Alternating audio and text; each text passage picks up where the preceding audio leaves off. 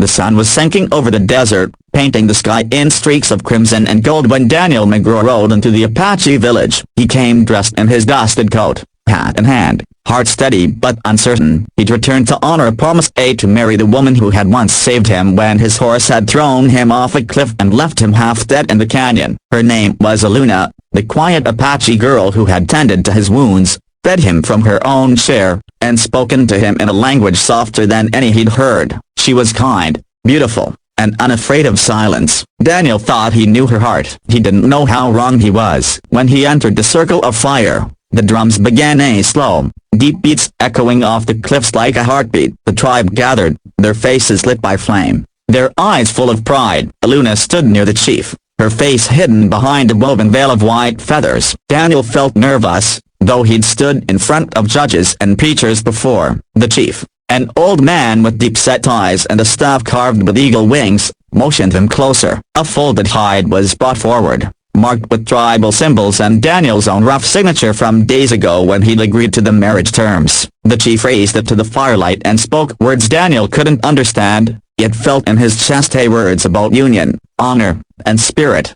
He thought it was a blessing for one bride, one woman, one heart. So when he nodded in respect and placed his hand over his chest, he thought he was sealing a sacred bond with Aluna alone. The people cheered, tossing sand into the air as the drums quickened. But then a broken bar silence fell. The chief turned, and two more veiled women stepped forward. Daniel blinked, thinking perhaps they were attendants, sisters of the bride. But the murmurs of the tribe shifted and the tone was different now. The chief lifted his hands toward the heavens, calling upon the Great Spirit, and all three women knelt before Daniel. It was then that the truth fell upon him like thunder. "You are bound not to one," said the chief slowly, his English rough but clear. "You have taken the vow to the daughters of morning wind, all three. The spirit does not divide what is whole." Daniel's breath caught. He looked at Aluna, who lowered her gaze, then to the two beside her, one with steady, unreadable eyes, the other with the faintest smirk, as though testing him. The air around the fire grew heavy, the crackling was loud and the sudden hush. He tried to speak, to protest, but the chief's staff struck the ground, silencing him. "You have given your word before the ancestors," he said firmly. "A promise made under the Great Spirit cannot be undone." Daniel stood motionless, sweat forming on his brow though the night air had turned cold. Three women, 9 sisters. The eldest, Loma, was strong and tall, with the calm authority of one who had led others before. The second, Tiva, had a gentleness that softened the edges of her strength. Her eyes shimmered like dusk. And the youngest, Saya, stood a little apart, her expression sharp and distrustful. She seemed to challenge him with every breath, her presence like a flame daring him to come closer. The tribe began their chant again, and Daniel's heart pounded in time with the drums. He wanted to speak to Aluna, to ask her why she hadn't told him, but as the ceremony continued, he realized this was not betrayal, it was tradition, something sacred beyond his understanding. In their belief, to marry one daughter of morning wind was to marry them all,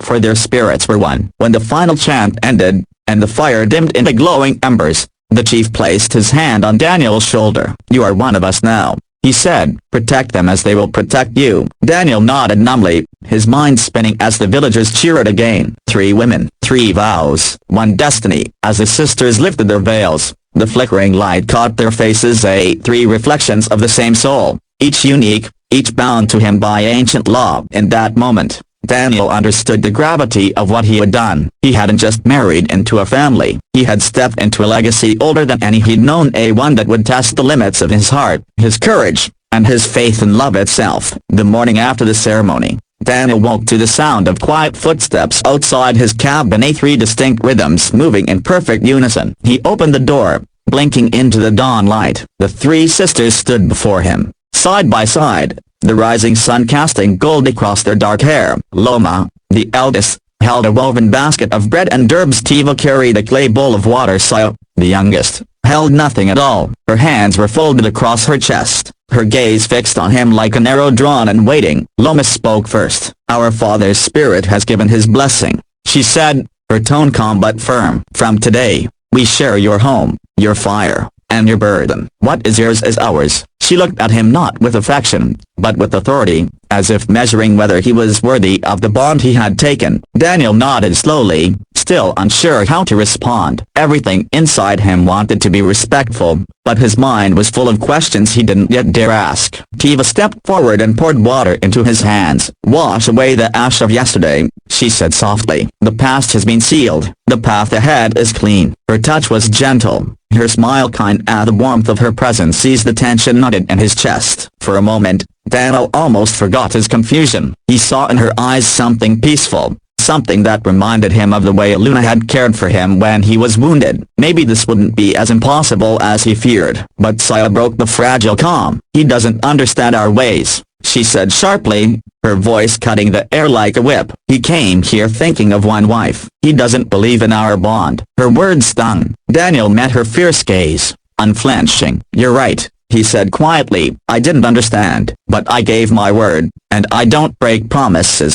The tension between them hung heavy until Loma lifted a hand, silencing her sister with the look that spoke more power than words. They entered the cabin together, three women moving with purpose, filling the space with life. Loma examined the tools hanging by the door, her eyes taking in every detail.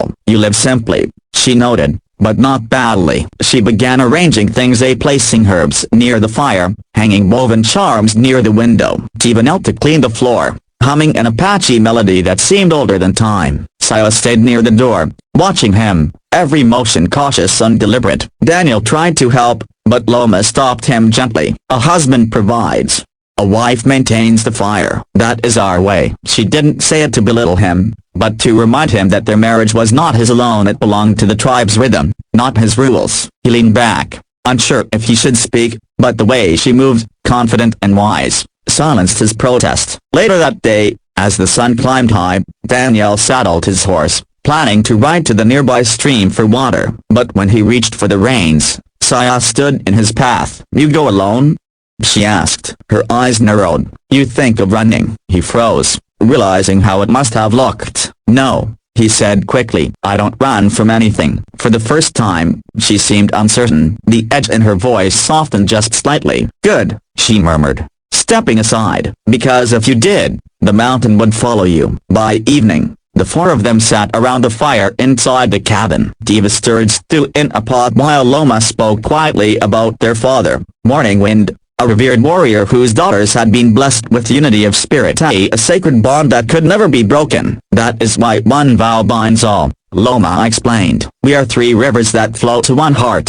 Daniel listened, his hands resting on his knees. The flicker of the fire caught the gold in their eyes, and for a fleeting moment, he saw something extraordinary, not confusion, not conflict, but balance. Each sister represented a part of something whole. Loma's strength, Tiva's kindness, Saya's fire. Together, they were harmony, something his world had long forgotten. And as the flames danced between them, Daniel began to feel the weight of his vow turn into something else, not burden, but destiny.